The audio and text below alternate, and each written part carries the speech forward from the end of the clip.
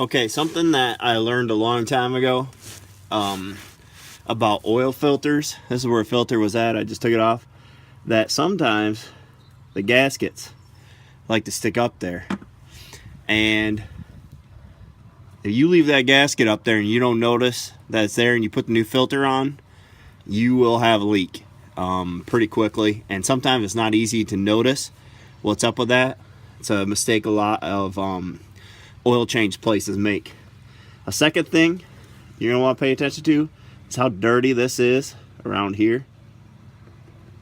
What I always like to do is take a rag and wipe away from the center. So first of all, make sure you have a clean rag, but wipe away like this, away from the inside. So on this one it's not super dirty,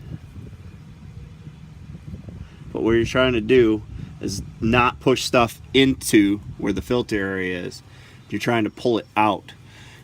If that, a lot of filters like on my wife's EcoBoost, it'll have grime built up almost a 1/4 inch thick around that filter, and if you start scrubbing that, you end up getting dirt all over everything. And the only way to clean it properly is to pull it away. Another thing, don't spray brake cleaner up in that thing.